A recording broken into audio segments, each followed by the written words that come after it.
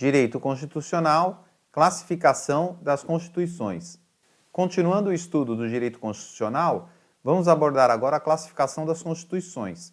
E essa classificação ela é definida de várias formas, podendo ser dividida quanto ao seu conteúdo, que diz respeito à forma de elaboração da norma constitucional. Nesse particular, nós podemos ter a Constituição formal e a Constituição material. A Constituição formal geralmente é aquela que exige um processo mais dificultoso para sua formação. Portanto, ela é formalmente constitucional, não distinguindo o tipo de matéria que pode ser encontrada dentro do seu texto, bastando que ela tenha passado pelo rito mais dificultoso para ser texto constitucional.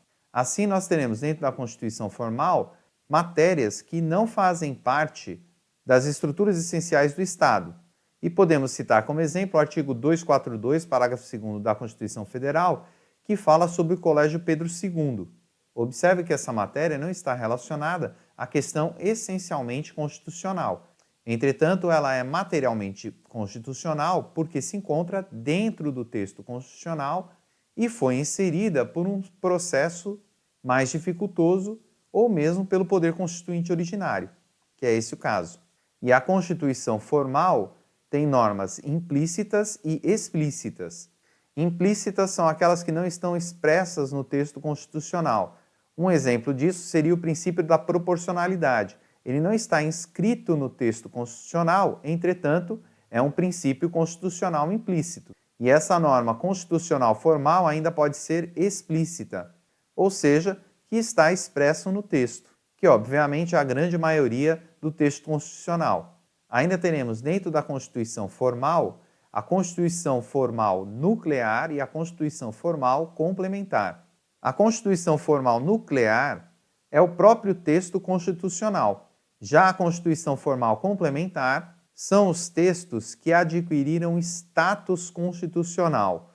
Nesse caso, eles são constitucionais por força de uma norma constitucional, que é o artigo 5º, parágrafo 3º da Constituição Federal, que determina que em determinadas situações os tratados e convenções internacionais sobre direitos humanos que forem aprovados em cada casa do Congresso Nacional em 2 turnos, por 3/5 dos votos dos respectivos membros, serão equivalentes às emendas constitucionais. E aqui ele diz alguns atos que já foram aprovados nesse sistema.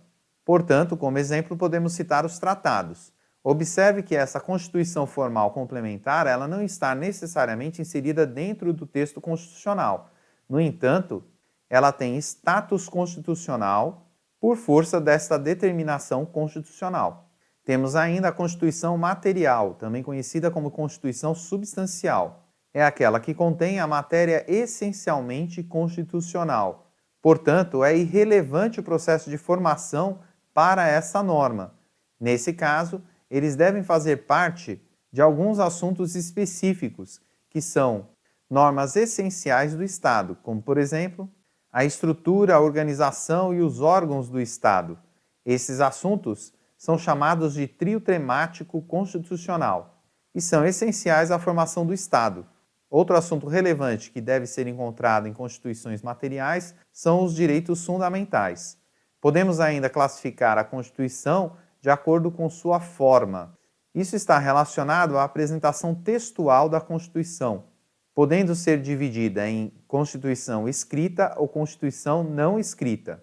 A Constituição escrita é também conhecida como Constituição positiva, e nesse caso ela poderá se apresentar como um documento único, que é o caso do Brasil até a Emenda Constitucional número 45, ou ainda pode se apresentar como um bloco de constitucionalidade, que é o caso do Brasil após a Emenda Constitucional número 45, e também temos como exemplo a França, que utiliza também o bloco de constitucionalidade.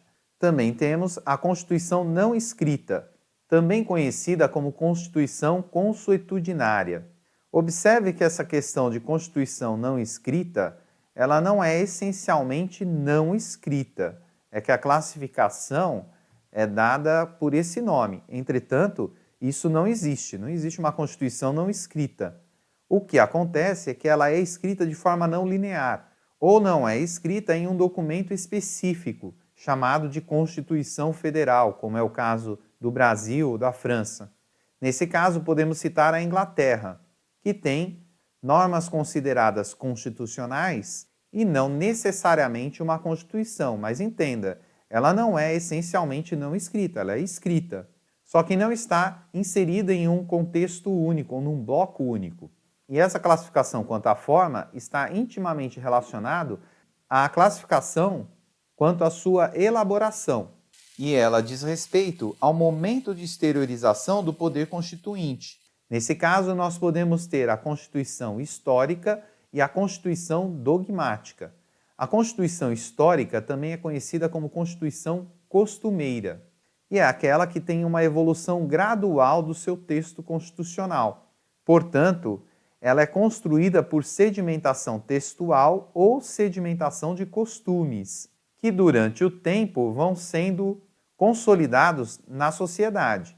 Dessa forma, podemos perceber que a Constituição não escrita ou consuetudinária, ela essencialmente é uma Constituição histórica ou costumeira, que, como vimos, é a situação da Inglaterra, onde vão solidificando os costumes e as leis vão sendo inseridas num contexto constitucional, formando essa Constituição. Ainda em relação à elaboração, temos a Constituição dogmática, que é uma Constituição elaborada em um dado momento, seja no momento histórico certo. Portanto, carrega os valores da sua própria época. E isso é uma característica essencial da Constituição escrita ou positiva, pois como documento único ou como bloco de constitucionalidade, ela é criada em um determinado momento, dando, portanto, muita relevância aos valores da sua época.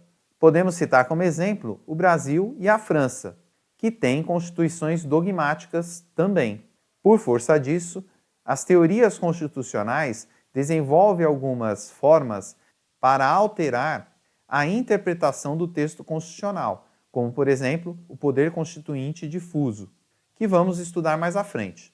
Podemos ainda classificar as constituições segundo a sua extensão. Essa classificação leva em consideração o volume de artigos ou o alcance do conteúdo da Constituição. Nesse caso, podemos ter a Constituição sintética e a Constituição analítica. A Constituição sintética é aquela que contém normas essenciais para a organização e limitação do Estado. E aqui nós estamos falando do trio temático constitucional, ou seja, as estruturas, a organização e os órgãos do Estado, bem como dos direitos fundamentais. Podemos citar como exemplo a Constituição americana, que tem 7 artigos e 27 emendas. Portanto, ela é bem sintética. Já a Constituição analítica aborda assuntos essenciais e não essenciais para o Estado. E podemos citar como exemplo a Constituição do Brasil, que tem 250 artigos, mais a ADCT, bem diferente da Constituição dos Estados Unidos. Podemos ainda classificar a Constituição segundo sua origem, que trata da maneira de formação desta Constituição. Nesse caso, teremos a Constituição promulgada, a Constituição outorgada e a Constituição cesarista.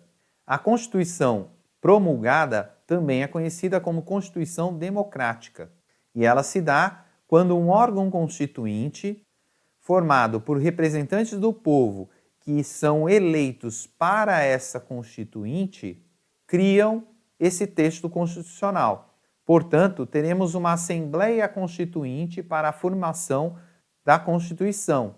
Podemos citar como exemplos de Constituição promulgada no Brasil a Constituição de 1891, de 1934, a de 1946 e a de 1988. Já a Constituição outorgada é aquela que não tem a participação popular em sua criação. Ela, portanto, é formada ou por um grupo diminuto de pessoas sem participação popular, ou mesmo por um ditador ou mesmo um imperador.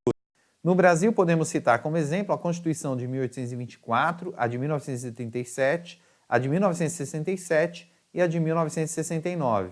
Por fim, temos a Constituição cesarista, que é formada por um imperador ou ditador, entretanto, ele se utiliza de um plebiscito para validar a sua Constituição através de uma consulta popular. Na verdade, isso é uma falsa democracia, pois quem criou a Constituição foi o imperador ou o ditador, e não o povo através de sua participação. Essa validação através do plebiscito não é considerada uma participação efetiva porque a Constituição já está formada. Ela só é imposta ao cidadão, que terá que decidir se aceita ou não. Portanto, é uma decisão GA, ou seja, goela abaixo.